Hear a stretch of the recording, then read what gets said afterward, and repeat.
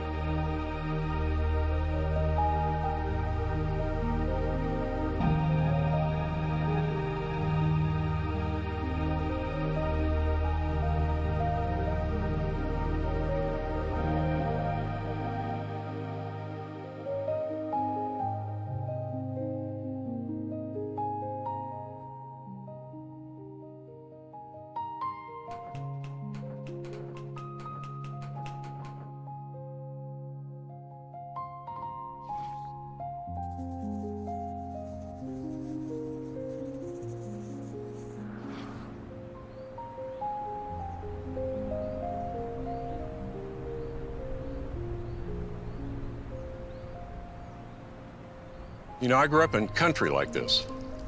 My dad and I would ride our horses up to these amazing high mountain lakes. We'd ride back into some pretty remote wilderness areas with incredible streams and meadows and wildlife. I love it here. Look at this canyon. It reminds me of the Grand Canyon. You've got this little stream, you've got these steep canyon walls. How long do you suppose it would take for a stream this small to remove this much material and cut the canyon this deep? This rock has a history, just like I do and just like you do. It came from somewhere. A lot of these rocks have been dated to be 350,000 years old, up to 2 million. That's pretty old. But it might surprise you to know that all of the geological formations that we see here, the canyons, the layers, even the plants, are younger than I am. When I was born, there was nothing here but a vast forest, hundreds of feet below where we're standing right now. In fact, before 1980, most people had never even heard of Mount St. Helens.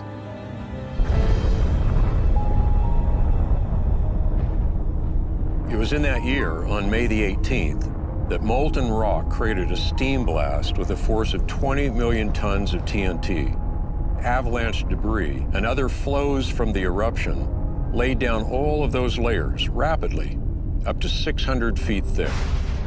A couple years later, there was some more volcanic activity that created a mud flow that cut out this entire canyon. It also cut through deep bedrock, all in a couple days. Isn't it amazing what a little bit of information from the past can do to help change your view of the present and the present world around you? There are a lot of assumptions made by a lot of people about the history of the earth around us. The question is, how do those assumptions affect how we view that history? But more importantly, how do they play into how we view science and the Bible? Did God create the world in a few days or billions of years? Is mankind descended from apes, or did God create us instantly in his image? Was there a global flood that destroyed the earth, or is that a myth? In other words, is Genesis history?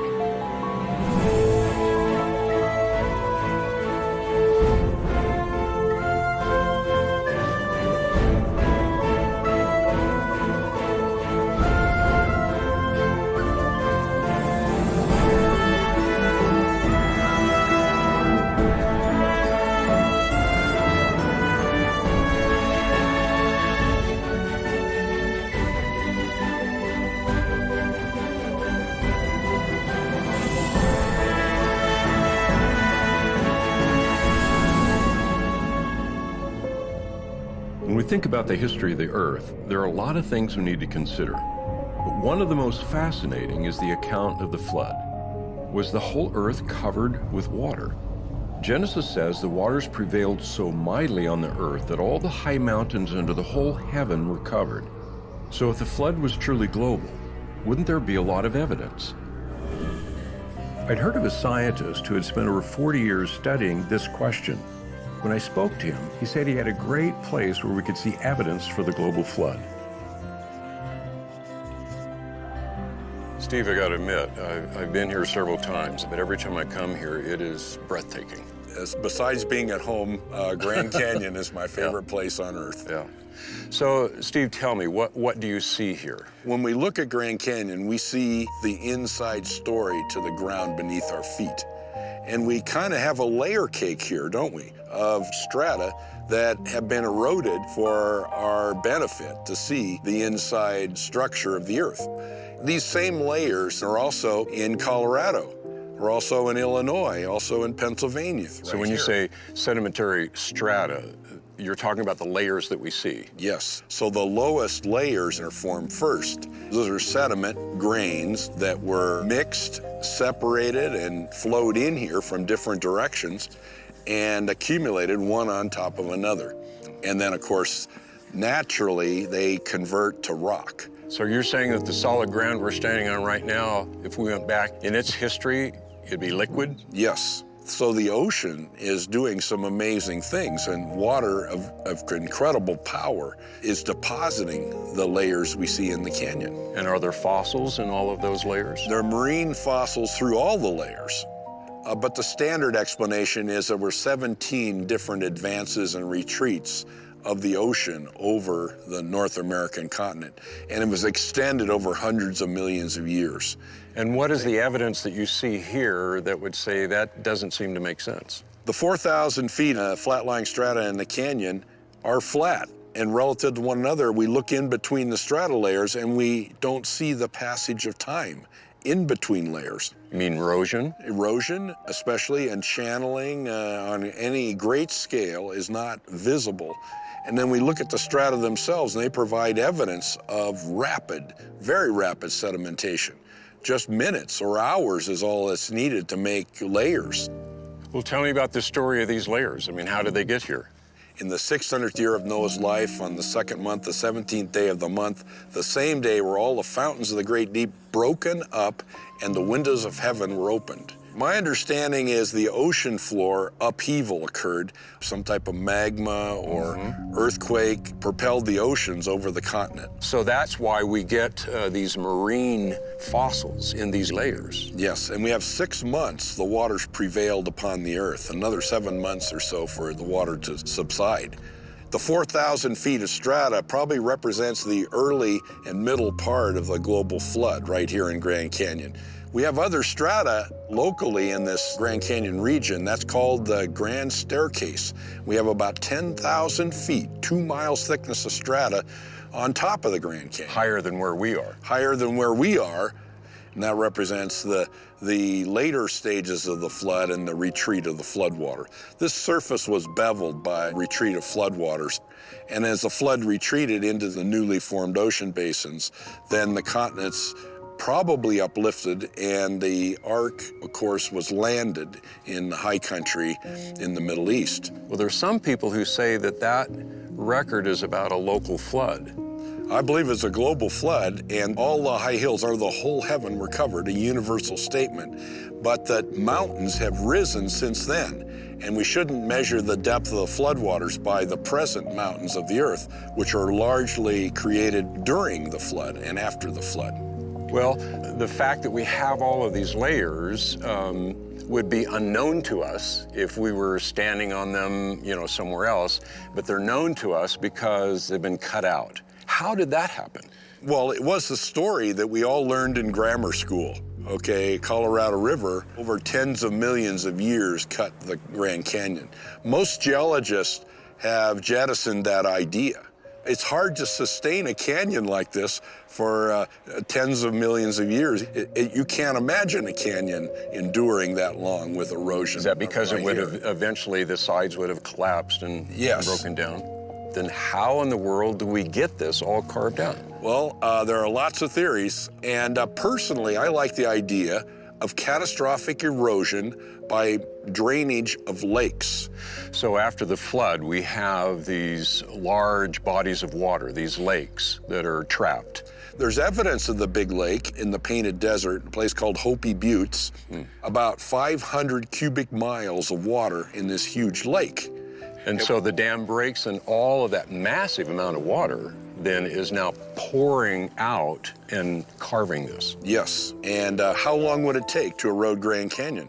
Maybe weeks, but not millions of years. Time is not a magic wand that solves all the geologic problems of the world. Jettison that way of thinking about millions of years and then start thinking about catastrophic process like you've seen at Mount St. Helens, and that'll help you understand Grand Canyon. Everywhere we looked, Steve showed me evidence of the incredible power of moving water. It quickly laid down these enormous layers, then quickly eroded them away. Steve wanted to show me where the floodwaters first hit the continent, so he took me deeper into the canyon.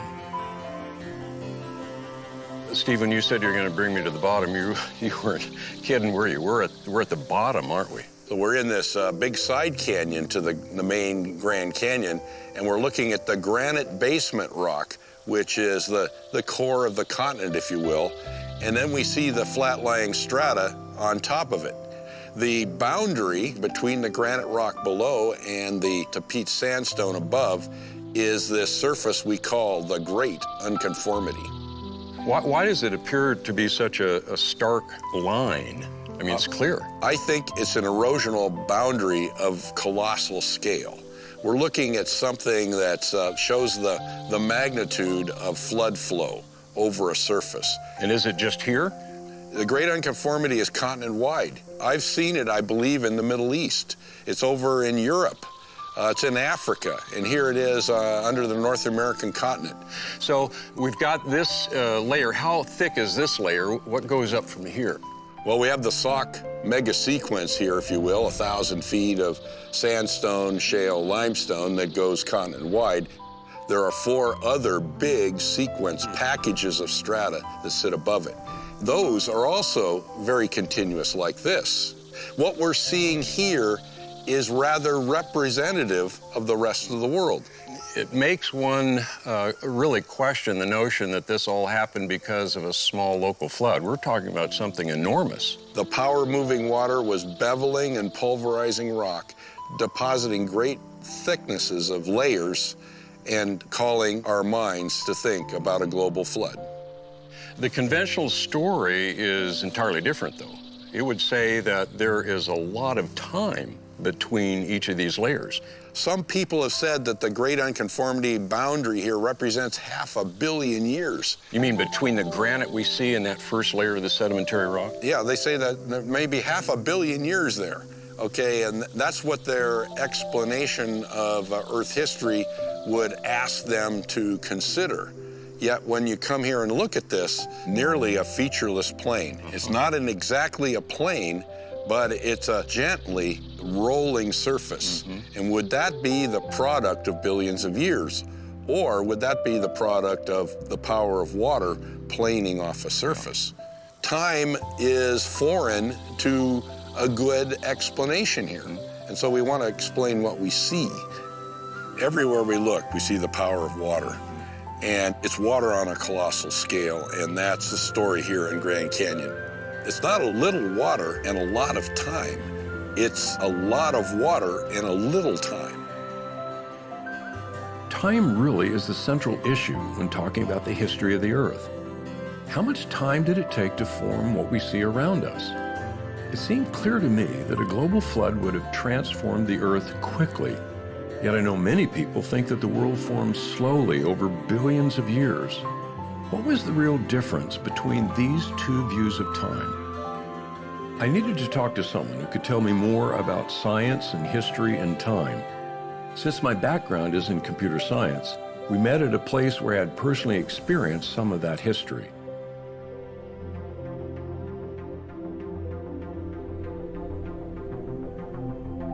As we looked at the exhibit, I was reminded how much smaller and more powerful computers have become since I first started using them. Paul said our changing assumptions about computers were really a series of paradigm shifts. So when I was 19, I read Thomas Kuhn's classic, The Structure of Scientific Revolutions, where he describes this notion of paradigms. A paradigm is a framework within which you interpret evidence. So really, science isn't just about the evidence, it's about how you interpret that evidence. So this room, for example, we've got so-called mini computers here, but really they're not mini at all in terms of our current paradigm. Yeah, today, right? Yeah, this. Yeah. Right? So really, to understand this question of origins, you really need to begin by looking at the governing paradigms, the two major views that we currently have about the history of life and the history of the universe. And what are those? On the one hand, we have the conventional paradigm.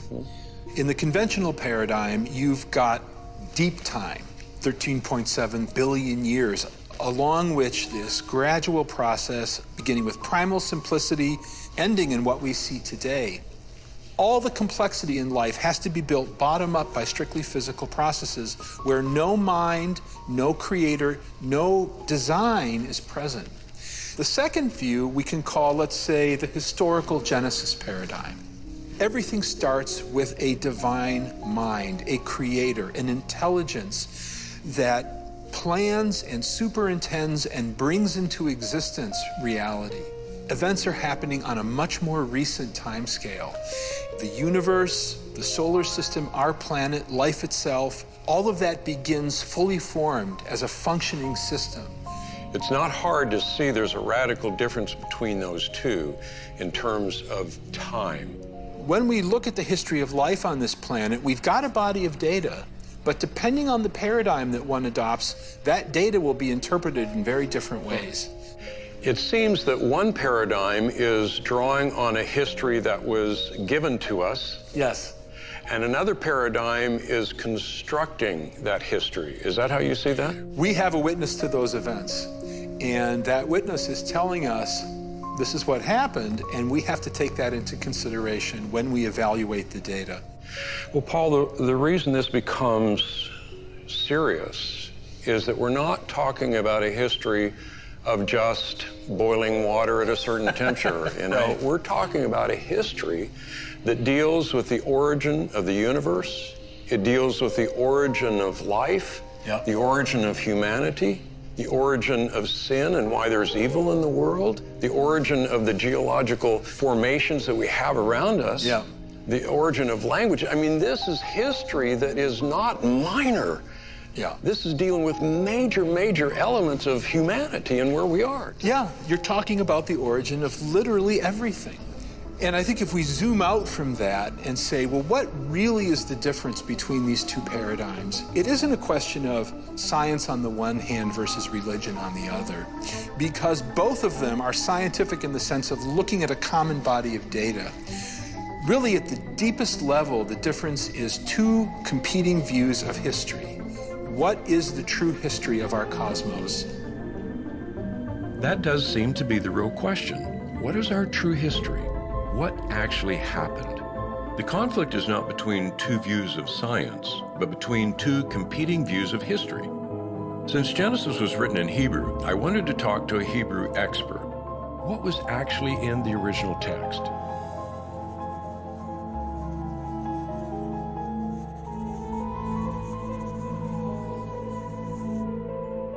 The first word in Genesis is Breshit. Breshit, Genesis 1:1 is Breshit bara Elohim et hashamayim ve'ha'aretz. So this is the beginning of the Toledot of Noah. Interesting that word Toledot is a very interesting word. It's translated sometimes genealogy, sometimes it's translated history. And what follows then is the account of the flood. Steve, it seems that there is a lot of history in the Bible. Is that how you see it? Oh, absolutely. In fact, the first thing is that it's an accurate historical account. The presentation is such, and the perspective of the writers, that they believe they were talking about real events. Okay. It's very obvious that because of the way in which they insist that the next generation learn their history. When you look at these early chapters in Genesis, what do you see? Can you take us through this? It starts with, in the beginning, God created the heaven and the earth. There's no word in Hebrew for universe. That means he created everything. And then the next thing we find in Genesis 1:2, we find a water ball that is in space. God, in the subsequent days, is going to fill that universe. Well, you're talking about days here. Do you see these as literal days? Is that what the text is telling us? Or you know what other people think, that this is just a poetic, different Well, first kind of all, view? it's not poetry. The world's greatest Hebraists all affirm that this is a narrative. They say that that's one of the unique features of the Genesis accounts of creation and the flood, is that they are narratives, because in the ancient Near East, they are done in epic poetry, which is very different. And here we have narrative to indicate that this is historical.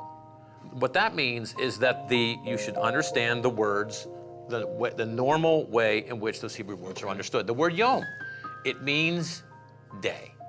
The foundation of its usage is what we mean by a day. It's a 24-hour day.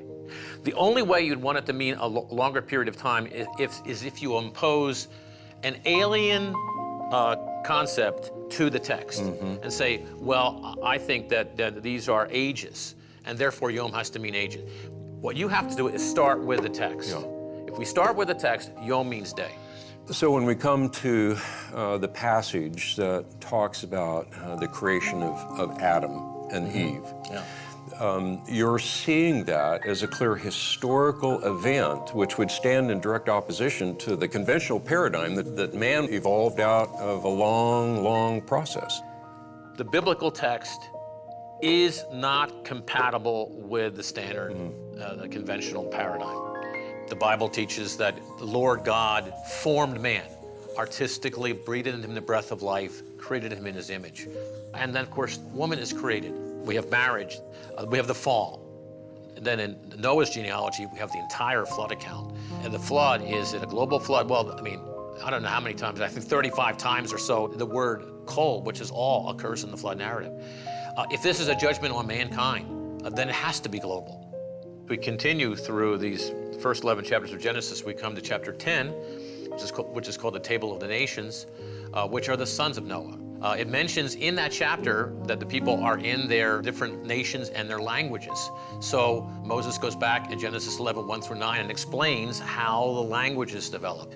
And so we come to the Toledot of Terah. And the Toledot of Terah is not going to be about Terah. It's going to be about his famous son, Abraham. It just seems so apparent that there is no disconnect between all of that and everything that we see in the beginning. It's just one long historical narrative, is it not? It is. As a matter of fact, the genealogies form the structure, not just for Genesis, but the narratives are embedded in the genealogies. The genealogies are picked up, that's actually called the Toledot, in the book of Ruth, to establish that David is a descendant of Judah, which is required by Jacob's prophecy. And then we move into the New Testament. How is the pedigree of Jesus established? With two genealogy, one going back through Mary's line, all the way back to Adam. Steve, in light of all of this that we have seen, how important is the historical narrative that we find throughout Genesis, including all of the generations that are laid out there? How important is that to Christianity? It shows that Christianity has a historical basis. It's what the scriptures say, and the scriptures represent actual historical data. So Christianity it's not a leap in the dark. It is understanding that it has a very strong historical basis, and that our Savior is also our Creator. These genealogies are incredibly important. If Jesus is descended from Adam, and Adam was created on the sixth day of creation, then the earth can't be very old. So where do the millions of years come from? I met a geologist at a place where he said we could understand this better.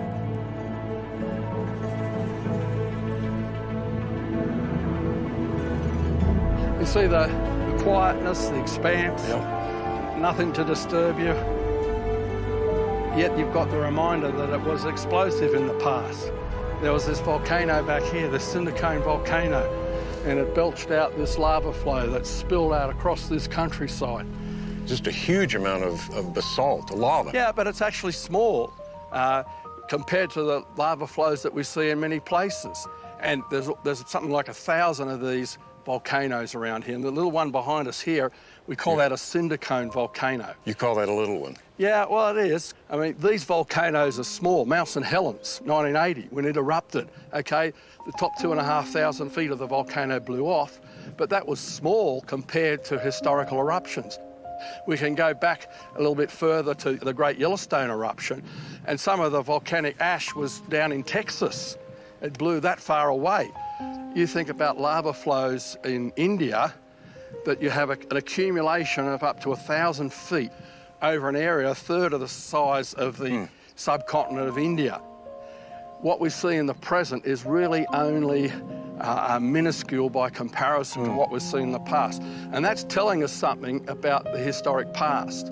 We can't use present-day rates of these processes to understand how quickly and how majestically, in terms of scale, the geological record accumulated. Well, that is the point that has brought me to you, because how do we determine the age of these rocks? Well, the important first thing is to recognise that this lava flow is, in a sense, an instant in time. It's an event. And when it's molten, you've got all the different elements that have come out of the volcano are all mixed up, and the rock starts to crystallise. Any of those atoms that are radioactive, they now start to accumulate what we call the daughter products, the decay products. Now, the point is that this rate of decay is so slow when we measure it in the present that, it takes millions of years for parent atoms to decay to daughter atoms. And so that's ultimately where the millions of years come from, the fact that the decay rates in the present are slow. But we would say that the present is not really the key to the past, because obviously the past holds some massive, massive catastrophic events that are not going on today. In fact, the Bible would say that the past is the key to the present. If you want to understand why the way the world is today, you've got to understand what happened in the past. So we've got lots of hints that geological processes haven't been at constant rates through time, and we have other hints that the decay rates may not have been constant. See, we've taken rock samples from a number of places, lots of samples in the Grand Canyon, each of these rock layers. I've done it in New Zealand, we've done it in other parts of the world, and what we've done is we've submitted the same samples to more than one of these dating methods. And so what we found is on the same samples with more than one method, we were getting ages that were different by hundreds of millions of years, or even a billion years in some instances.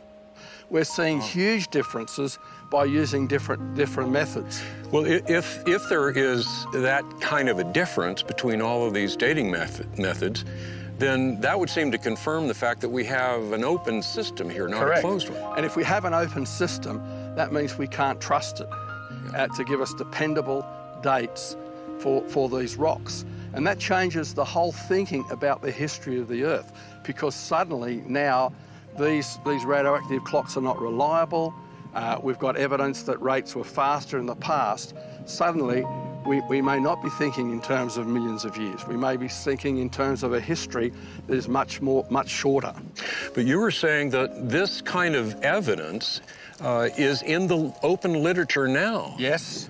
Why is it not making an impact? Well, I've been asked that when I've spoken in university geology departments, and the answer is because there is a commitment to the millions of years.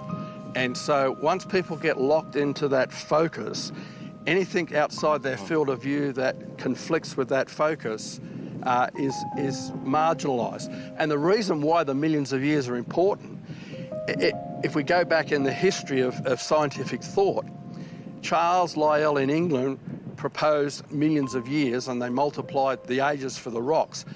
And that was the foundation on which Charles Darwin built. In fact, he read Charles Lyell's book and was convinced of the millions of years of geological evolution, so he could say, now, given enough time, what we don't see happening in the present, we might only see small changes in the present. Given millions of years, the small changes can add up to big changes.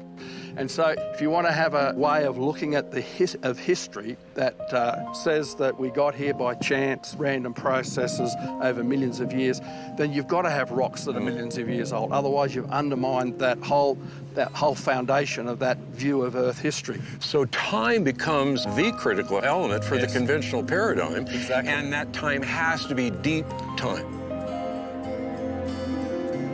Andrew said when you study the rock formations, they show evidence of a young Earth transformed by a global catastrophe.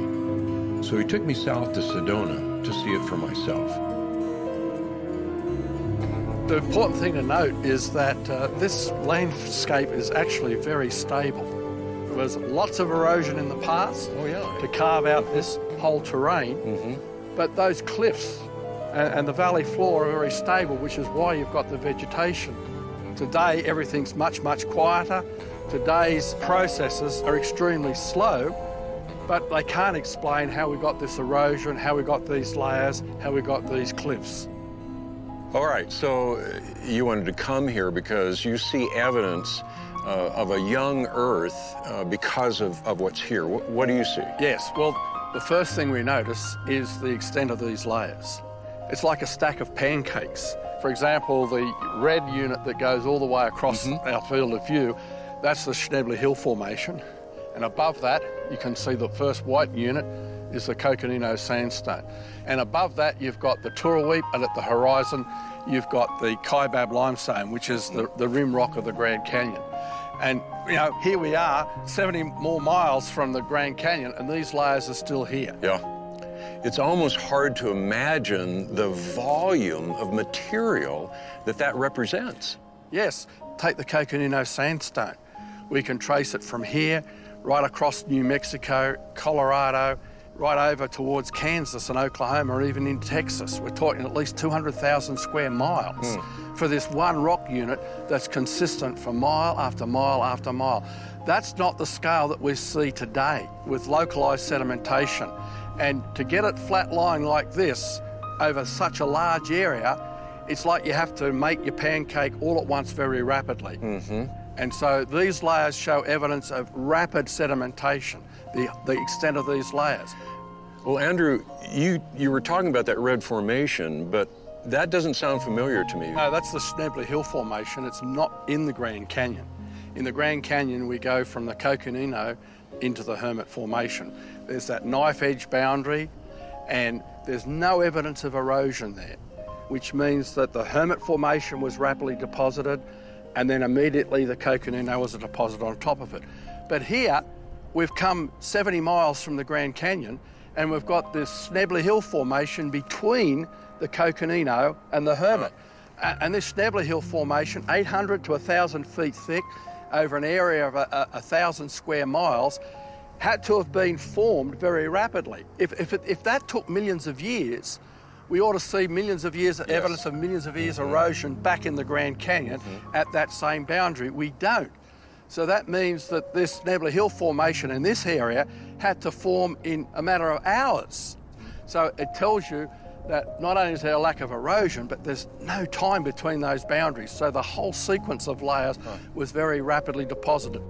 So we have this large extent of layers. We have the lack of erosion between the layers. What other evidence do you see? Well, if we look closely, for example, at the Coconino Sandstone, we see the bedding, that there's bands within it that are sloping. We call those crossbeds. What they indicate is that you had underwater sand waves were moving along. The comparison is in a desert. It's important to recognise that there's a difference in the angle in a desert dune. It's usually 30 to 34 degrees of these sloping beds. Underwater, it's usually 25 degrees or less. And Dr. John Whitmore has combed the hills around here with his students, hundreds and hundreds of measurements of these crossbeds, and they all come in the range of 15 to 25 degrees. So it was underwater deposition. And so these layers are accumulating in hours, weeks, and within months, you've got this whole stack of pancake layers over such wide areas. So it isn't a difference in believing in those layers that exist. Not at all. It's the difference of time, isn't it? Correct. It's not a question of science versus the Bible. When we're talking about the flood paradigm and the conventional paradigm, we're actually talking about two different views of Earth history.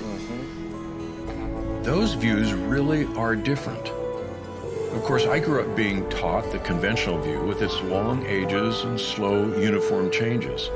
But what was the history of the world according to Genesis?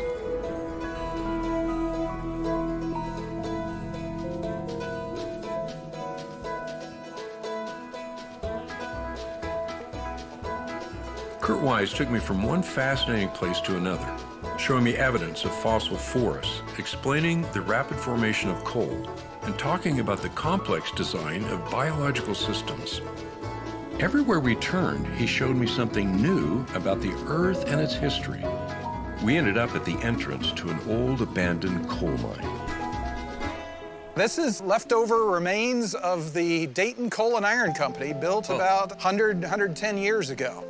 Well, what's amazing is if you didn't know that history, and if you looked at these rocks, you would think they were very ancient. In fact, if we were in Greece, we might think they're thousands of years old. It's hard to tell just looking at the structure itself. Well, Kurt, then I need for you to do something, because I know that The conventional paradigm looks back in Earth history, and it's a straight line. A lot of uniform processes and so forth. But the Genesis history is telling us that it's not that uniform. Yeah, that's a good point. In 2 Peter chapter 3, it talks about people in the latter days saying, where's the promise of this coming? For all things continue as they were from the beginning of the creation. That concept that what you see in the present, what's happening right now, what's happening in the creek down below, what is happening in every place on the earth, is the way it's always been. It's always been for all of Earth history. The passage goes on to say, for this they are willingly ignorant. They're not just ignorant of these truths, they're purposely rejecting these truths. And it lists the creation and the flood. These are apparently events, according to the Bible, that aren't like the present. Right. And the neat thing is, that's what we see here. That cliff isn't actually in place. That cliff belongs about 1,000 feet up. It's slid down to its current location. That's a pretty big boulder. That's huge. That's okay, massive. now what kind of process in the present slides blocks that big down? This thing continues for a mile. But inside those rocks are yet further evidence of an event before that that's even bigger, even more unlike the present. And then inside those rocks are also fossils of a time period that's very different than the present. So that, according to the claims of Scripture and according to my own experience, you can't use the present to judge the past, to understand the past. But if you go all the way back to the beginning, you realize that the Bible lays out what I would call epochs of Earth history. Major periods that of time. Just different things happening during each of these epochs, that if you lived in any one of the other epochs, you would never understand the previous epoch, because it's so different. The first one is the creation itself. In 6 days, God created the entire universe. He created the planets and the stars, and he stretched out the universe with his outstretched arm. That's obviously not happening today. He's not creating planets. In fact, at the end of that passage, he says he ended his creation work. Then we move into what I call the Edenian epoch, the period of time when Adam and Eve are in the Garden of Eden. And it's very different than the present. We get the impression from that passage, for example, that Adam and Eve, if they had not sinned, would have lived forever. It's hard to even conceive of human beings living forever. So it's a different world, wildly different. How long it lasts, we don't know, but it's suddenly terminated with Adam and Eve eating of the tree of the knowledge good and evil, rebelling, and God cursing the creation. He changed the rules in the universe. Now no longer is the sun going to be able to burn forever. No longer are we going to be able to live forever. So it's hard for us to even imagine what that would be like, because we only see the laws are... And we wouldn't have come to that conclusion if we didn't have the Word of God. We didn't have this... And that's what I think the Word of God has been given to us for. So we slide into the third epoch of time, what I call the antediluvian period, the period before the flood and after the fall of man. It's a world that's different than the present. It's got the same natural laws going on, but it's a different set of critters, different set of plants. It's a little bit warmer Earth. The continents are in different positions from what they are now. It looks significantly different. Well, that's what we see in Peter, where it talks about that world being destroyed. So the flood was not just soaking everything. This was radical change, wasn't it? Yeah, if we're right about what we've understood so far, we got continents moving, smashing together, creating mountains. Mountains are rising to tens of thousands of feet. You've got water washing across entire continents. We're ripping thousands of feet of sediment off of the old continents and then depositing thousands of feet of sediment on top of them again. We're looking at earthquakes of astonishing power. So this change then from what you call the antediluvian epoch now into the post-flood. Basically, the Earth has got to recover from a global flood. The atmosphere's got to recover, the geology, the rocks have to recover, plants and animals have to spread across the Earth. You got lots of water, humongous earthquake, humongous volcanoes, and more or less that period of recovery is a slow, decrease in intensity and frequency of those things. So would it be in that period that we would see the Ice Age, for example? Yes, that's ironically, the Ice Age turns out to be, in our modeling, a consequence of the heating of the water during the flood. Water is evaporating off the oceans, that cools the oceans.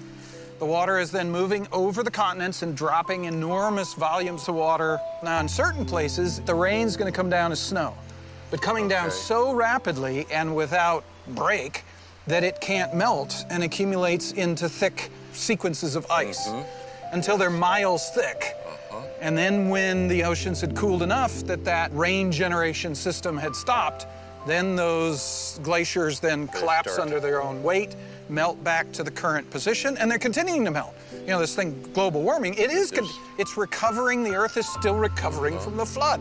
So that was really a fairly tumultuous era right then, but then you have one final epoch. So the modern epoch is, you can study present processes and understand things fairly readily back to within a couple centuries of the flood. And so that would lead one to think that these processes, if you take them all the way back... Precisely. Right. You take the present processes and extend them into the back. And that's what 2 Peter says. That's the error people make. It's reasonable. Take the present and extend it into the past, not unreasonable. So you need to go to the Bible to find out the necessary information to reconstruct it. And looking at it the other way, if you start from the Bible, you only get the beginning of the story. Right. God has given us the ability to read the rocks and fill in the rest of the story. And we need to fully understand the flood, we start with the Bible, but then we go to the rocks. Speak to the rocks and they shall tell thee what has happened in the past. Kurt made a good point. The Bible records historical events, but it doesn't explain how those events happened. That's what these scientists were doing. They were trying to interpret the evidence in light of biblical history. But Kurt said there was evidence inside the rocks. What was that evidence?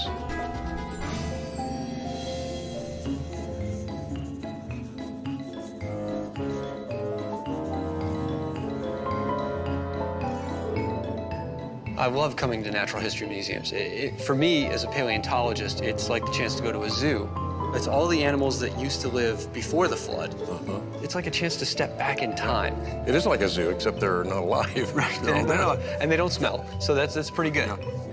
And the Natural History Museum isn't just about telling us what was there. It's also trying to give us a storyline, right? And we've got two possibilities. We've got these two paradigms between a naturalistic view and a biblical view.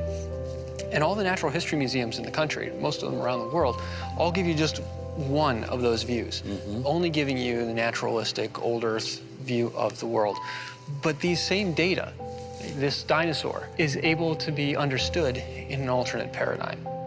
So when I'm thinking about these types of creatures, I'm thinking about a world that's right before the flood. I mean, this is a real picture of a violent world. That's why God said, behold, the end of all flesh. It wasn't just mankind. Man and all of the animals over which we rule are judged at the time of the flood. Well, Marcus, can you kind of give us an overall picture of the fossils and how all this stuff fits together? Yeah, fossils tend to be found in distinct layers where there are very, very large numbers that have been destroyed, untold billions. And so every time we see a layer of rock that's this thick, we're thinking about an event that probably took minutes to make, not thousands of years, minutes for just this one package of rock, sometimes even seconds, where these pulses of water from the flood are moving over the continents, grabbing ecosystems or dragging marine ones up from deeper in the ocean, and pulling them onto land. And as one gets deposited and the waves come back, they start pulling and piling additional stuff on top of that. And it's a graveyard on top of a graveyard on top of a graveyard. It's the sort of thing that speaks to catastrophe, not the sort of thing where the fossil record is gradually accumulating bone by bone, shell by shell, little by little, over untold eons of time. So you're saying that we have these marine fossils all over, even on mountains? Yeah. You know, further back over in the museum, they've got sections with things like mosasaurs, these big swimming reptiles. Mosasaurs are globally distributed, and they're distributed on continents. So looking at these things, you're saying, what is it that has the power? What is it that has the capacity to take the marine world and throw it on top of the continents in such a violent and destructive manner? And the flood makes perfect sense for this. When we were in the Grand Canyon, we saw that great unconformity. Yeah. And there were no fossils to speak of really below that. And then all of a sudden we start getting a lot. What does that say to you as a paleontologist? Well, the great unconformity is telling me that there's some sort of massive erosion and shearing that's happening across the continent. And then once we start getting to those nice sedimentary rocks that have all the wonderful fossils in them, the pattern starts to emerge. The ecosystem that has the first animals in it shows up very suddenly. In conventional paleontology, they call this the Cambrian explosion. It's the first appearance of a wide diversity of different types of marine animals. All of a sudden, you have this complex and whole ecosystem that shows up basically out of nowhere. Now, that makes perfect sense from a creation and flood perspective because the flood is about destroying ecosystems. Whereas in an evolutionary view, these ecosystems are going to have to arise a little bit more gradually as organisms diversify and evolve and respond to one another in their environment. But that's not what you see. Instead, you see an explosion of life that is complex, whole. The ecosystem is integrated with one another. You can see where all the different organisms fit with respect to one another. And that's just the first time that that happens. Every time you move up in the geological column, in this fossil record, you start seeing snapshots of more and more ecosystems. You've got one ecosystem that's destroyed, and then you've got another one. It's got slightly different creatures, there's different interactions going on, and as the floodwaters move higher and higher, they're getting closer and closer to shore, destroying more and more organisms in the shoreline and eventually up onto land. Yeah.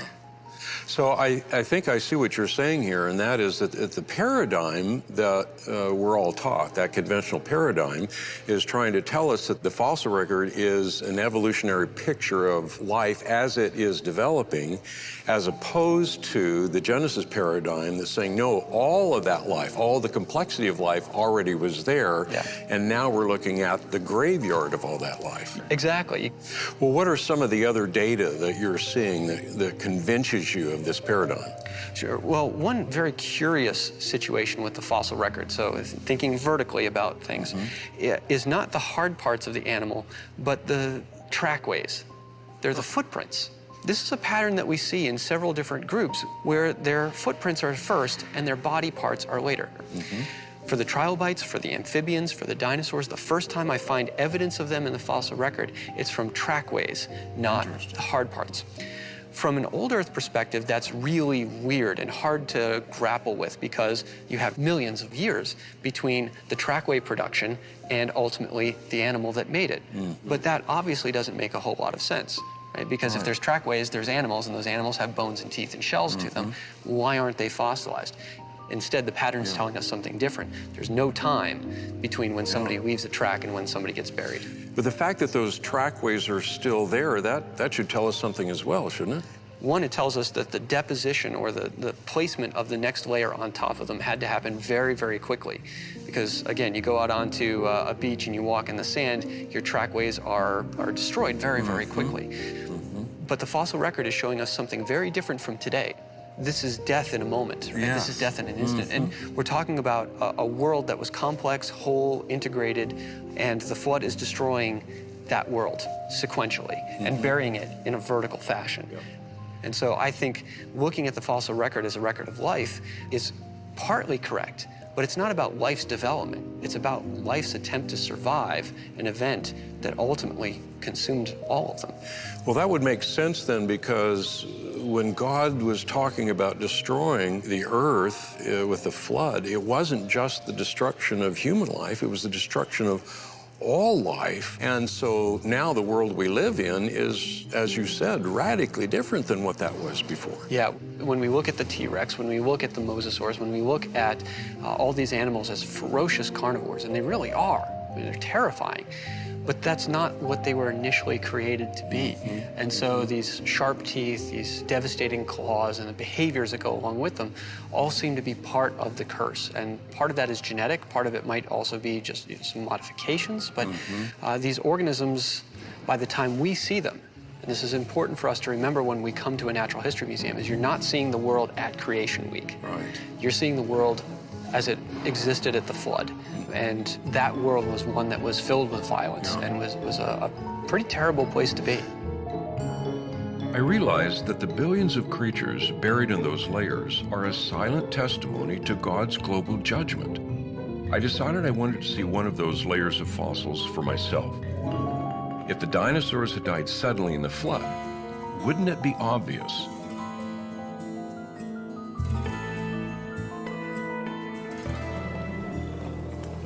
What we're dealing with here, this is in the Lance Formation. This is a Upper Cretaceous sedimentary deposit. And what we have here is what's called a bone bed. It's an accumulation of bones that's about 1 meter thick, a little less than 1 meter. And in this meter, we find the bones present as a graded bed with little bones at the top and bigger bones at the bottom. And you can see here, it looks like Kirline is working on another vertebra here. This is a cervical vertebra of a duck-billed dinosaur. This is where the spinal cord goes right there. When I look at these bones in the quarry, I often think of them as being inside the animal alive, and just imagine what it's like to be seeing these bones for the first time. So this is just full of bones, and it's not like we have to go looking for where the bones are. We just have to sit down and start digging. What is mainly different about the sites that you're digging here as opposed to what we would say a general dinosaur dig somewhere? Well, there are dinosaurs found all over the world, but this particular site is unique in that it's probably one of the largest collections of bones in the world. And there are the remains of I'd say between 5,000 and 10,000 animals, each 20 to 40 feet long in this deposit. These are big animals, and there are a lot of them.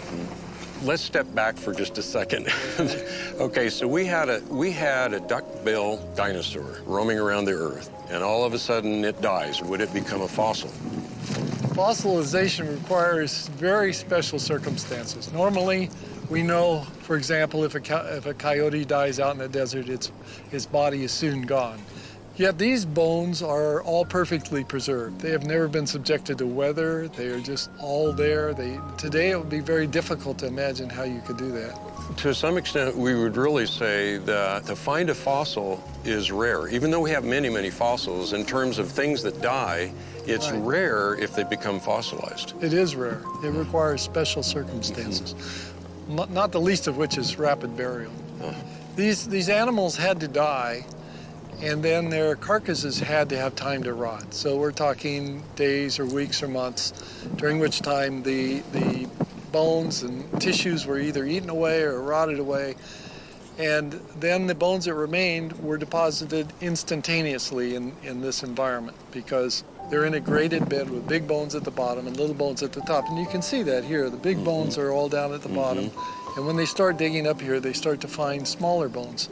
So that condition requires a sorting process that can only take place during a catastrophic emplacement.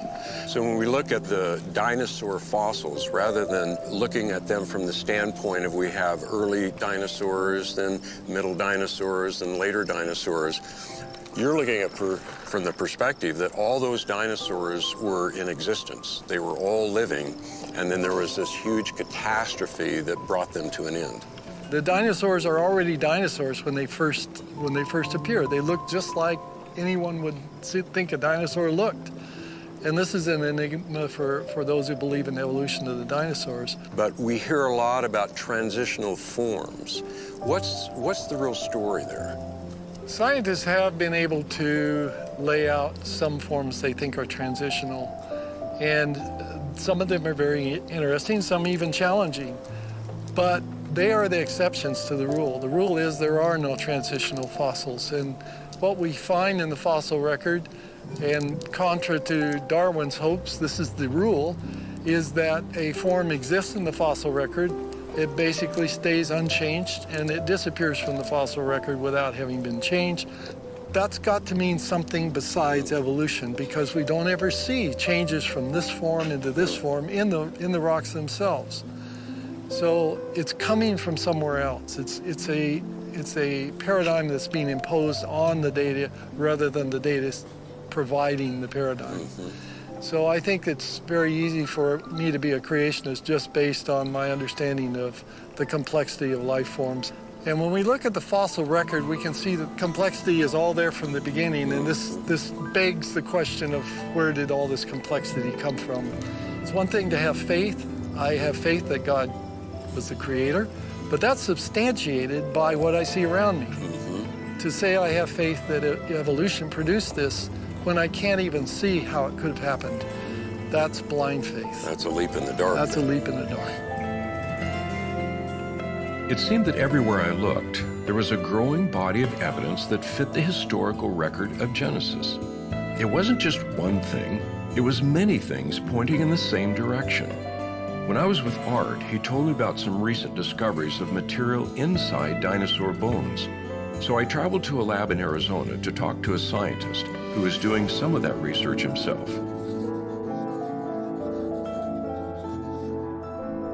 This is a fragment of a Triceratops horn. When we pulled it out of the ground, it fragmented, and then, of course, we've had to continue to fragment it in order to do analysis of it. In 2012, the Creation Research Society sponsored Mark Armitage and I to go to the Hell Creek Formation in Montana, which is a very popular place for finding dinosaur bones, and we instead dug out a almost 4-foot-long Triceratops brow horn. Now, it's just in crumbled pieces now, so we can't really, put it together and show you a horn. But yeah, you have to recognize that pieces such as this, we have found tissue with cells. Oh, that's amazing. And potentially proteins such as collagen. It's so difficult to understand how you could have this material still in a dinosaur fossil that is supposed to be 65, 75, 80 million years of age, because tissue, cells, proteins break down. They're not concrete, they don't just exist for eons of time, they break down. And in fact, they tend to break down fairly quickly depending upon the conditions. And certainly in Hell Creek, the conditions would be warm up, cool down, warm up, cool down. And any biochemist can tell you that is the fastest way to destroy material.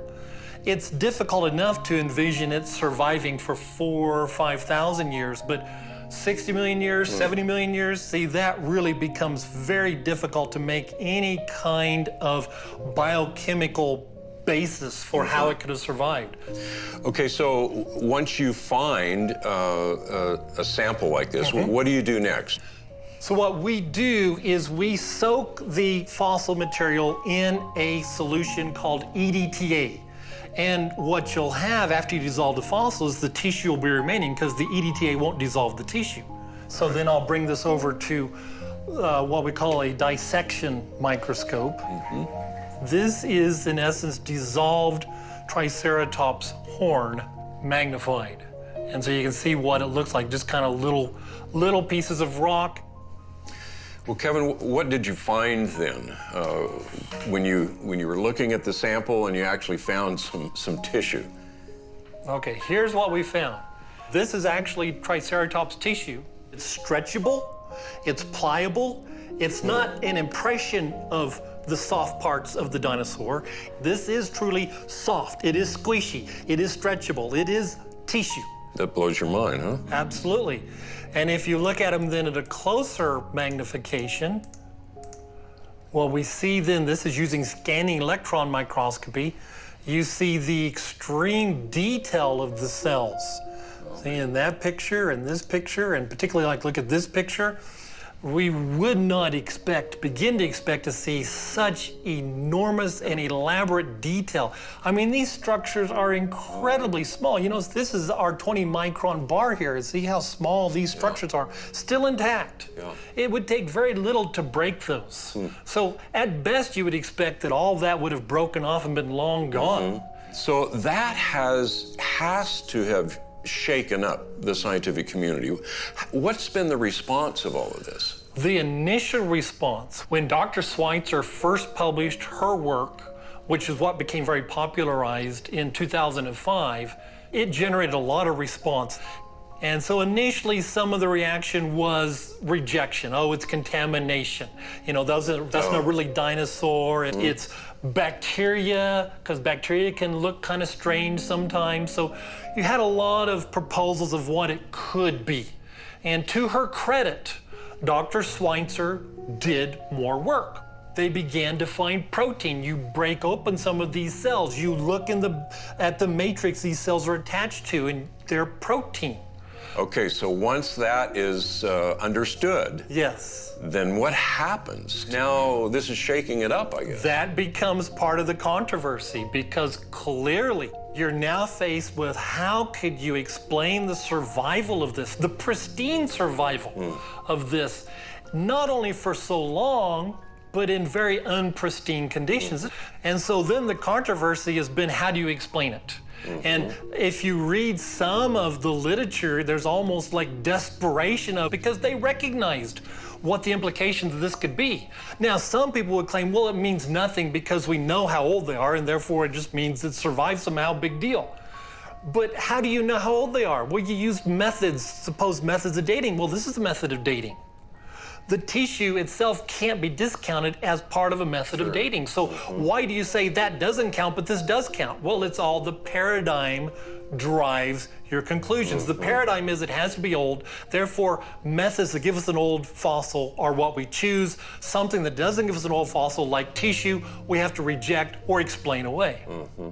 At least to me, and of course I'm not a microbiologist, but I think most people would say, well, that just seems reasonable to think that maybe these are not that old. Clearly, this is in violation of the dating process. It challenges the entire dating process. If the fossils of dinosaurs have been dated incorrectly, which I would say this is clear evidence they have, then it's very likely the fossils of any organism have been dated incorrectly, and therefore then the geologic ages themselves are incorrect. What you're saying is that if you pull out the notion of a long period of time, you're pulling out a major foundation for the conventional paradigm. Absolutely. In fact, time is the critical component for evolution.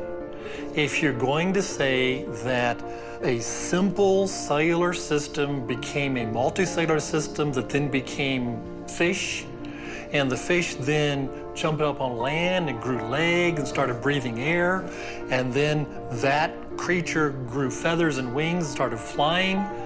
So if you give us time, we'll claim to account for all of this massive change of organisms, but we got to have the time. Everything seemed to come back to the question of time. I remembered Andrew saying that Charles Darwin accepted millions of years first, then fit his theory of evolution to that assumption. But why is time such an important element to evolution?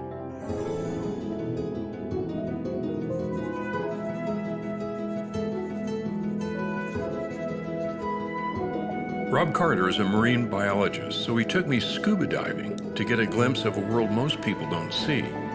His specialty was coral, and he knew a lot about the incredible creatures that inhabit the reefs around St. Thomas. Oh man, we got the sharks here. I mean, just look how they move, and it's almost like effortlessly glide along. I wish I could swim like that. Engineers wish we could make boats like that. Yeah. Submarines that could move as efficiently as a shark. We can't quite do it. So from your perspective as a marine biologist, and I know that you've studied the whole area of genetics a lot. Yes. When people talk about evolution, what is it? How do you define evolution? The word means change over time. But I believe in change over time, but I'm not an evolutionist. So how does one figure this out? Really, evolution is a belief that enough change over time, over enough time, can lead to the common ancestry of all species on Earth. All right. So that's the part I reject. Of course species change. I mean, look at these sharks here. We have several different species of sharks. When God created, He put into those organisms the ability to change, to adapt, to respond dynamically to the environment. But they're still sharks. And when we look at the fossil record, they're still sharks. You know, people have heard the phrase, the missing link. And they usually think of between man and monkeys. No, there's missing links between almost every major group of animal and almost every other major group of animal and plant, even bacteria, throughout the entire fossil record, which indicates very strongly that these are actually different creations. So we don't get one kind becoming another kind? No. Evolutionary theory requires that small, random changes can explain everything we see. But it can't. And why can't it? Because life is so complex that small changes can't explain it. Just like you can't take a computer operating system and look at it and say, oh yeah, this is built up one digit at a time over any length of time. No, it took an intelligent person to sit down and put it together. Well, I can guarantee you, as one who was in that world, that if anyone in the area of computer science were to say, if we just randomly change some things in this operating system, it'll get better. I mean, no one would agree with that. No, we're not going to get the shark to evolve into a bird. That the number of changes and the types of changes are not something that you can do one change at a time. This is a sea urchin. It looks spiny. It's pointy. You got to be careful. Am I going to get stuck if I touch it? No. He's pointy, but... Oh my goodness, they're moving. Yes, they're moving. And in between the spines are little tube feet, especially on the bottom. Whoa, look at that movement. So he walks with his spines, but he's little tube feet in here, and that's what he uses to grab onto things. But looking carefully, there's 1, 2, 3, 4, 5, 6, 7. There are actually 10 radial parts to this animal. Actually, the starfish is his cousin. Are you serious? You can't be serious. Absolutely. The starfish here is also an echinoderm, but notice he has 5-fold symmetry instead of 10. Yeah? This starfish does. On the bottom, look. We see the spines, we see the tube feet. His mouth is in the center there. So there is some similarity here, even though externally it looks a lot different. A lot different. Actually, you want to see something that looks a lot different? Sure. Which is a cousin to the starfish and the sea urchin? All right. It almost looks like a rock. Yes. I gotta be careful. He's squirting on me. This is a sea cucumber. Oh, big. He has spines. He has tube feet.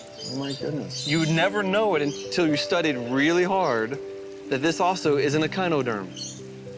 He's not very happy being out of the water, so let me put him back in. Yeah, so these are all related, even though they look very, very different. Related in their creation. Not in an evolutionary sense, but our creator took this phylum of life, the echinoderms, and created this and this and this on a similar pattern. And that's what we see across the entire realm of life, similarities and differences. So what makes them different? Well, genetically, they share most of their genes in common, but there are developmental genes. They're called Hox genes that set up these patterns in the animal as it develops. They develop from a single cell. In one of them, they set up a 5-fold symmetry. Another, they set up a 10-fold symmetry. Another one, they make this long, skinny animal. They control the development of the embryo in these amazing ways. So what you're saying, when we look at this from a molecular or genetic perspective, what we're finding is really a fascinating design in all of this. Absolutely. But what we've heard in the conventional paradigm, the conventional story tells us that it's those random changes that has brought about all of this. Sure. Back in the 1800s, when life was simple, when they didn't know what was happening inside the cell, didn't know how complex genetics was, you could imagine all sorts of things. But now that we know what actually happens behind the scenes, the story gets a lot more complicated. You see, I like to say the genome is 4-dimensional. Well, we have a 1-dimensional string called DNA. And if you want to draw that out, you'd have to write all the letters of DNA out on all 3 billion of them. And then you have to draw lines or arrows from one part to another part, because this part turns this part off, this part interferes with this part enhances this. It's this huge 2-dimensional interaction network. And that's where you have a 2-dimensional genome. I mean, let me stop here for a second, because this is really amazing to think about this, because I think in terms of a computer program that it's fairly static. I mean, the instructions are there, but you're talking about a program that is reprogramming itself. It's modifying its own instructions. Oh, wait till I get to the 4th dimension. Oh, okay. It's because of the 3rd dimension first. The information in that first dimension, that linear string, has to be organized in such a way that when it folds into the third dimension, it still works. Oh, that's amazing. Genes that are used together are next to each other in 3D space. Are you saying that once this thing gets folded up, it's almost like we have a new set of instructions? Yes, a new level of information. Unbelievable. That whoever programmed that first level needed to understand what was going to happen, have it work in the third level. But you said there's another dimension even. Oh yeah, the fourth dimension is time. And how does that work? The genome changes shape over time. Maybe you eat something that's bad for you, and your liver says, I can get rid of that toxin. Now, the chromosomes in the liver will change shape, expose that new protein gene, make copies of it, build a brand new protein that can kill off that toxin, and when it's not needed anymore, they'll change shape again and fold back. Oh my goodness. Dynamic programming. All 3 levels change in the 4th level, time. Rob, that's so far beyond anything that we know, even in our most complex software systems, that it's almost beyond imagination to think that someone would look at that and say it all happened by chance. Yes, and it only brings glory to God. It does. You can't build something like that up one thing at a time. You need it to function. In all this interlocking 4-dimensional complexity, it's not something you can do one letter at a time with natural selection. It all has to be there. Yeah, in the same way when we talked about the environment out here on the coral reef, if you don't have all these interlocking pieces of that puzzle, you don't have that ecology. The system will come crashing down if you just remove a couple of very important factors that are there. They have to be together or it doesn't happen. So not only did we have this interdependency, this mutualism, so to speak, down at the genetic level, now we even make it more complex by saying there is that same mutualism at the higher level as well. Yes. In fact, the entire world has a mutualism. It's impossible to think that all of this could have happened just by a series of slow processes over billions of years. That's exactly what I'm saying. It's clear that the world we live in is incredibly interdependent, from the smallest biological system to the largest ecosystem. There are complex mutual relationships everywhere. I realize that creation in 6 days makes the most sense from an engineering perspective. You need everything working together at the same time for everything to function properly. And that's exactly how Genesis says God created it. Rob also said God created animals with the ability to change and adapt to their environments. Is it possible this ability to change has been mistaken for evolution?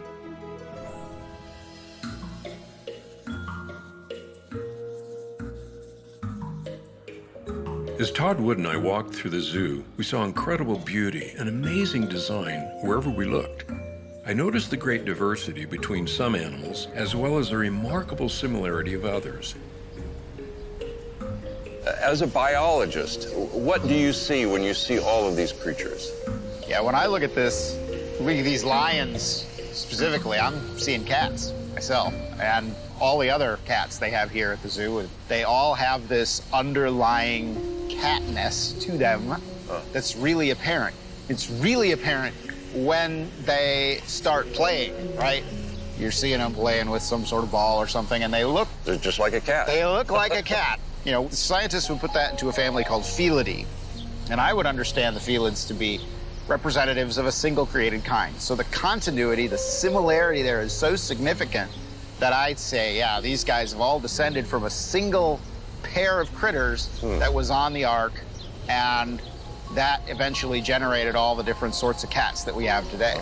So rather than just a random accident, it appears as if all of these different species are coming from a really elaborate design. Oh, absolutely. And it's not just a design like God, designed and created the lion. It's God created something that could make a lion. So it's more like, a multi-tool or a Swiss Army knife where you got all these pieces that you can just pop out whenever you need them, but it's all just one thing. So give me some other examples of created kinds. Yeah, so you've got the grizzlies and the polar bear. Those are all members of the bear kind. You've got ducks, swans, and geese. The thing about the dog kind is really interesting. So you take just this wolf-like creature, And we can breed in only a few hundred years many different breeds. Well, Todd, that's kind of fascinating now to think about what God was doing when he was bringing two of every kind. What do you think was going on there? Oh, yeah. I mean, he doesn't have to bring every little variety onto the ark. So when you actually do the calculations, and okay, so we don't know exactly how many created kinds there were on the ark, but maybe a couple thousand, and they're small. Most animals are quite small, so you have room to spare, literally room to spare. And all of that diversity that we have today is built into those two of every kind.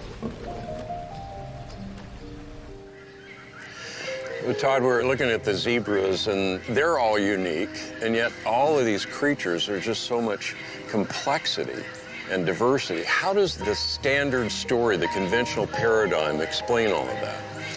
Well, they would use evolution, right? So millions of years, random variations, all things that are alive now, that cactus, that zebra, the grass here, it's all related. We all go back to a common ancestor that lived billions of years ago.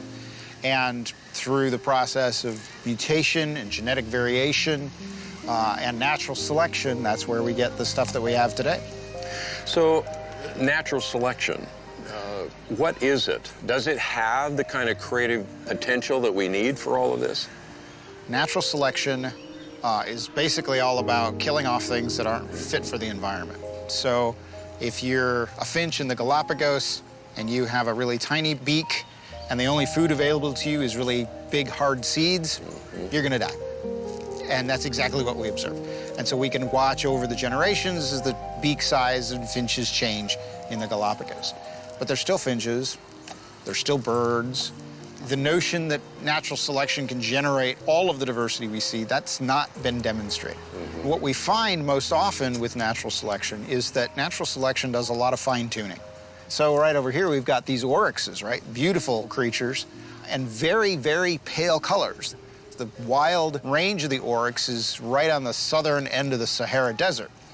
And so you can see, yeah, their coloration makes sense. If you get a really dark colored one, that's going to be really easy for predators to find. And so they end up being these really beautiful light colors. And that's an example of where selection would take a variation and turn it into an adaptation. And that brings us back to the notion that a really exquisite design in the beginning I think so. Absolutely. Has provided these creatures with the ability to survive and to change for their benefit. Absolutely. So the ability to be able to change your coloration like that, to be able to fit an environment, that's got to be built into the system before it starts. Now, don't get me wrong. I mean, natural selection and random variation can do amazing things. I mean, it's pretty astonishing, the kinds of changes that we can see, but we don't see one kind changing into another. All we see are variations that happen within a created kind. So there's a felid tree, which has all the cats on it. There's the canid tree, which has all the dogs on it. There's the ursid tree, which has all the bears on it. There's the equid tree with all the horses on it. Each individual created kind, then, has its own individual tree, so that you end up with something like an orchard or a forest. As a scientist, it seems what you're saying is that the Genesis paradigm answers all of this data better. Ultimately, I think it does, because it embraces both similarity and difference. Now, as we've already said, there's lots of questions that are still out there. But I'm pretty confident, given what our paradigm can explain, I'm very confident that those answers are going to be found. After we left the zebras, we made our way to the gorillas. Todd wanted to talk about the question of human evolution. Todd, we see it all the time, a new discovery, new skulls, new skeletons that supposedly solidify this whole link.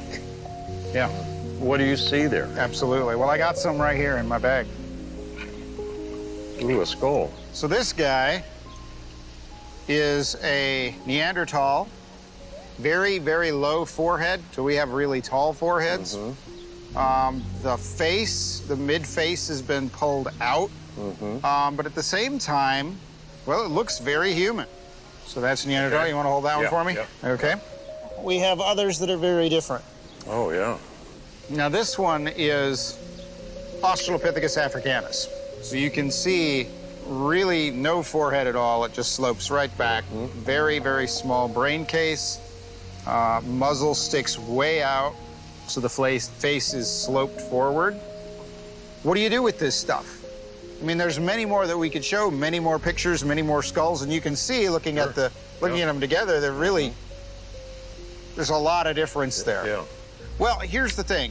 So all that created kind stuff that we already talked about, I can show again and again and again with multiple studies that I can find a discontinuity between humans and non-humans.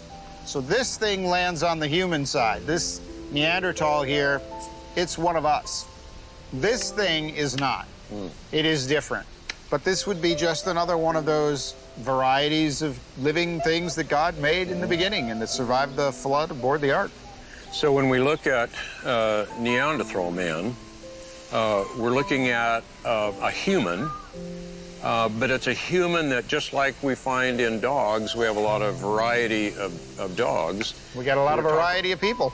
So even looking back here at the gorilla, we can see the obvious differences between us and him, not the least of which is that he's in there and we can go home when we're done. And so those differences are really huge, aren't they? Yeah, absolutely. The image of God entails this idea of being God's representative here on this earth. Part of that, then, is having dominion and having authority.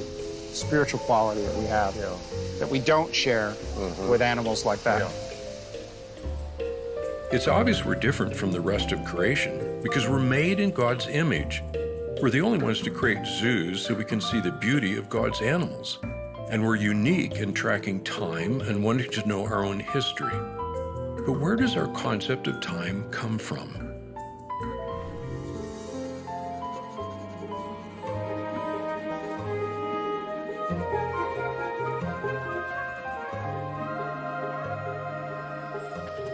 It was a beautiful night.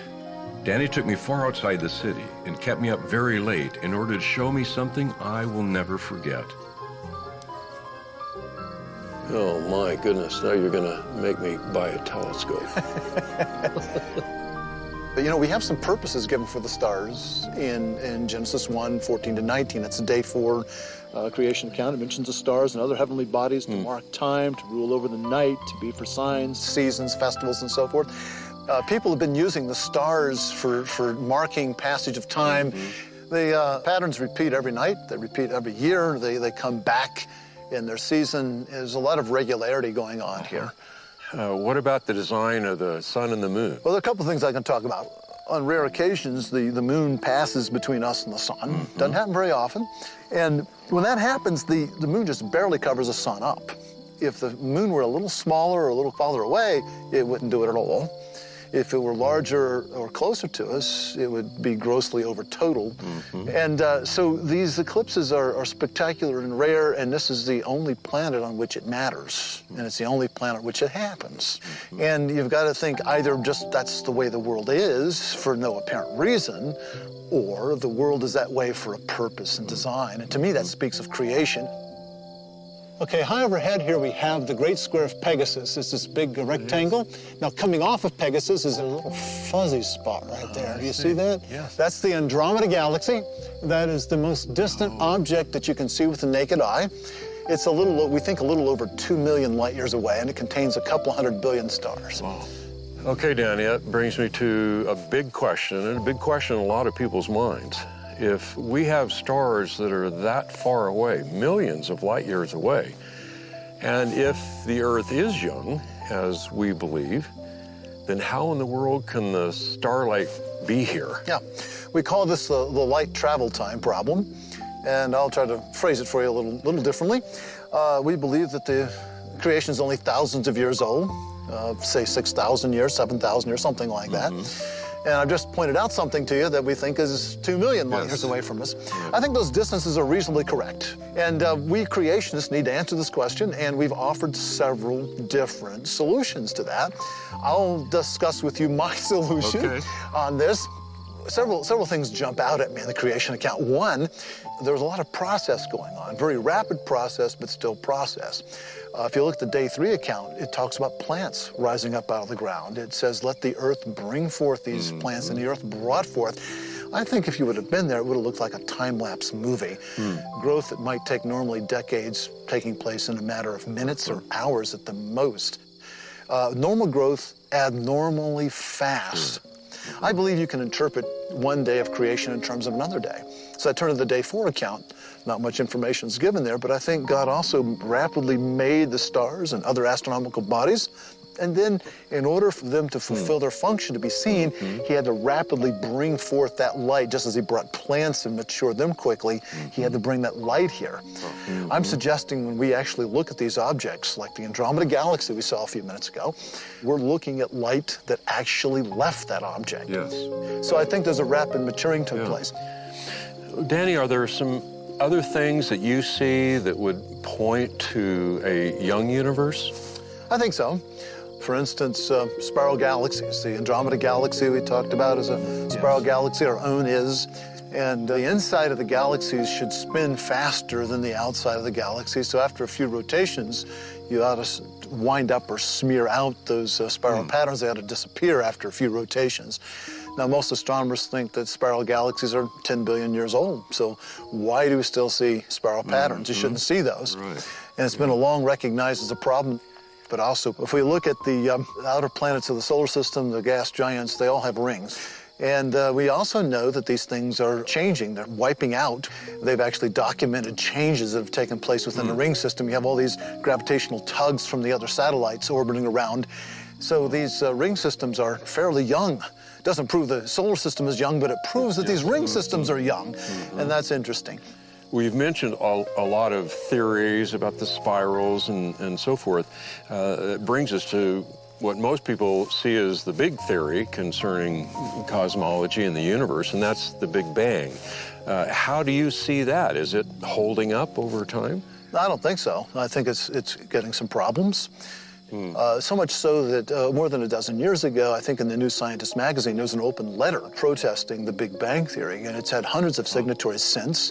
And most of the people signing it are atheists. They're not even creationists. So this idea that the Big Bang model is universally accepted is not true. There are many people out there, well-known people, very famous physics and astronomy people, that have real problems with the Big Bang. And I don't see any way that you can reconcile Big Bang with the Bible, though a lot of people seem to think that you can. I think the temptation they have there is to try to interpret Scripture in terms of the current cosmological thinking.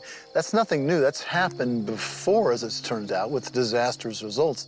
So I think when you look at the history of science, the way we've discarded theories over time, you've had theories that were supposedly beyond dispute, and then later on discarded. When you see that lesson from history and then you want to wed Genesis, you want to interpret Genesis in terms of the ruling paradigm, I think you need to be very careful. I realized Danny was reorienting our perspective. We need to interpret the universe in terms of Genesis, not the other way around. And Genesis tells us that God created the sun, moon, and stars to be a magnificent clock to track the passage of time. Even the ancients built towers to follow the stars. But what does Genesis say about those people and the languages they spoke?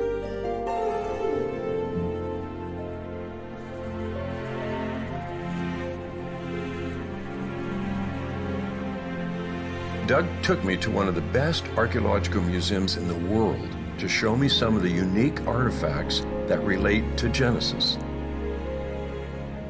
Well, the events of the Bible are unfolded in the ancient Near East. So all of these lands are extremely important to understanding how and what took place in the biblical text.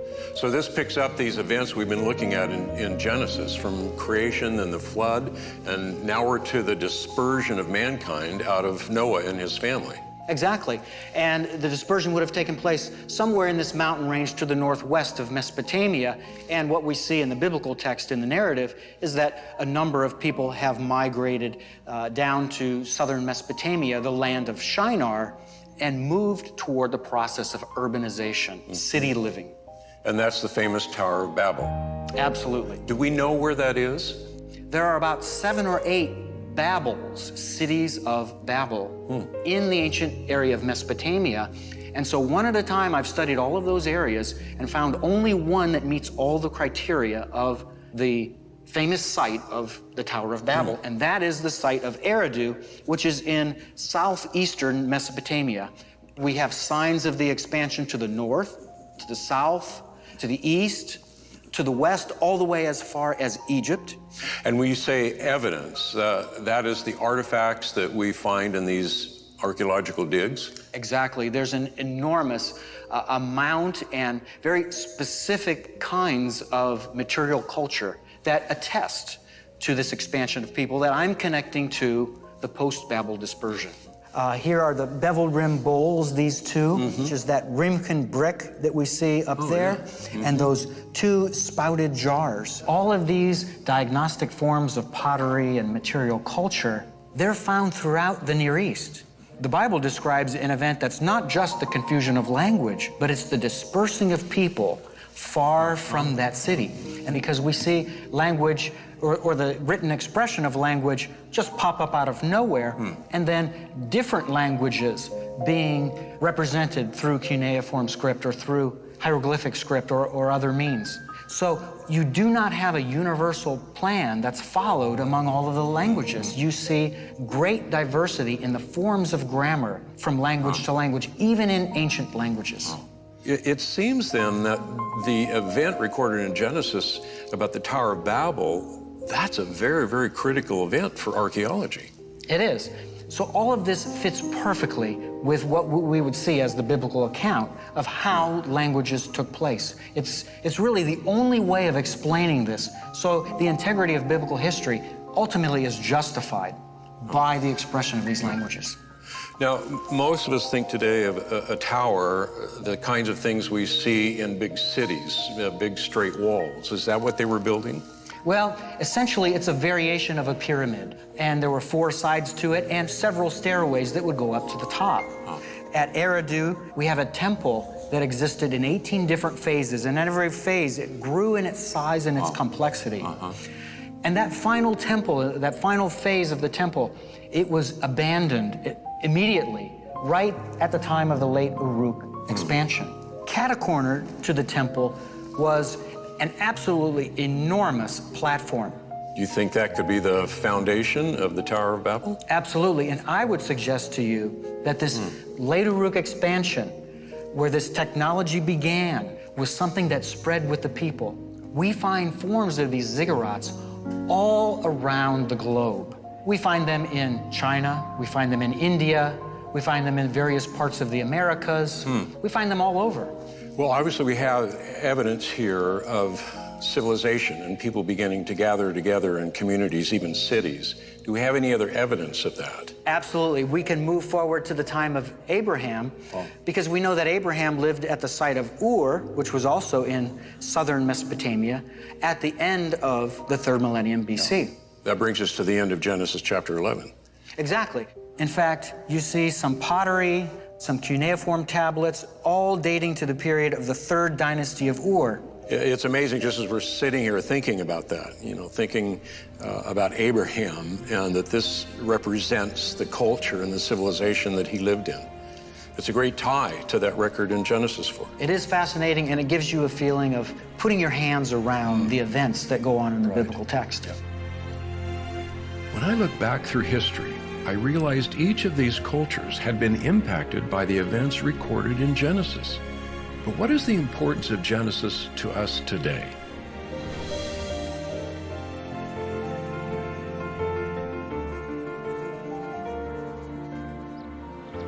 George Grant wanted to meet me at a garden near his home. He said it was a good reminder of where our history began. So there's something significant about the Genesis text in which Adam and Eve are then placed into a garden to tend it. That's more than just a story. It's much more than just a story. One of the things that you see in Genesis chapter 1 is the structure for time.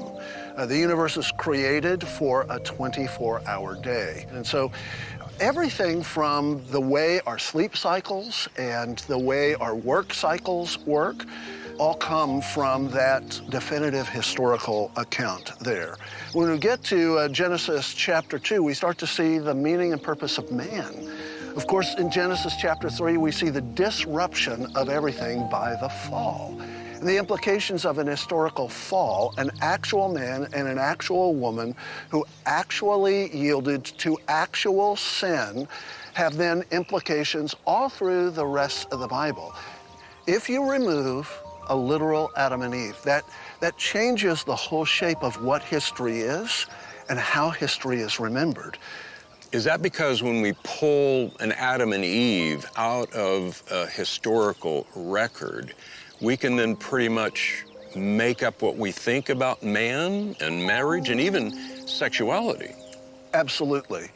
The Apostle Paul understood the events of the early chapters of Genesis as formative, not only for our understanding of history, but for relationships between men and women and their children, the character and nature of marriage, rightness and wrongness in moral relations, including sexuality. All of that is assumed from those early chapters of Genesis, oftentimes quoting the passages verbatim. It seems that even Peter is taking that event of the flood, for example, as a historical event and laying it in the context of what he's pointing to, a judgment that will come. So even judgment is a part of understanding that historical record. You cut things off from history and you lose sight of the meaning of all of it. I think most Christians, when we talk about, for example, the life of Christ, those are understood to be historical accounts. Why is it that when we look at the account in Genesis, that we have a tendency not to want to do that? We have a tendency not to do it because we're constantly exhorted to not see it that way. From the culture around us? The culture around us, from theologians, modern theologians who are trying to somehow, in their minds, fit the truths of Scripture with the so-called discoveries of science, which, if you know anything about the history of science, you know is an incredibly unreliable path. So we're constantly bombarded with this message that we have to adjust our view. But I think there are a lot of Christians who have a sense that the historicity of Genesis is just not that important to their Christianity. I think we've been sold a bill of goods on that. When you somehow make those chapters a different category altogether and non-historical, what are you doing to all of the rest of the Bible? The Bible that assumes that it's true, the Bible that treats it as historically true, the Bible that refers back to all of the characters that are there. Does that then negate the whole of the Bible? Well, yes. And that's exactly what the strategy was of the higher critics in the 18th and 19th centuries. They knew if you could somehow attack the first 3 or the first 11 chapters of Genesis, you've done away with the whole thing. Well, George, all of this brings us back then to the notion that the history that's recorded in Genesis, or any true history at all, is critical for us in terms of understanding what's going on around us. Yeah, in fact, it reminds us of how important history is in anchoring all of the other human disciplines. It is history that helps to inform science so that science can begin its journey of discovery in the world. So what history does is it tells us what happened. Then what science attempts to do is it asks the question, well, how did it happen? And then it begins to explore the how, the mechanics, the structures that were present in those events. If you try and reverse that, if you try and make science saying what actually happened, then you wind up having a worldview that is constantly shifting where nothing is certain. And moral relativism is the necessary outcome. And God has given us that bedrock. He's given us that foundation in that historical record. He's given it to us in that historical record, going all the way back to Genesis chapter 1 and the garden. In the end, I suppose we always return home. And for me, home is Colorado. I always think more clearly when I'm out in the beauty of God's creation. We've been a lot of places and seen a lot of things, but considering everything together, it's clear that nothing in the world makes sense except in the light of Genesis. I love being in the mountains, especially ones like these. They help give us a good perspective, help us realize that we're small and finite and vulnerable. They humble us. And we need to be humbled because we have a tendency to base our ideas on our own small set of experiences. That's why the wisdom of the ages has told us over and over again to know history. Everything that we have done up to this point has looked at the evidence that shows us that the Word of God, the history that has been laid down for us in Genesis, is true. God created the world in 6 days. There is a real Adam, a real Eve. There is a real fall.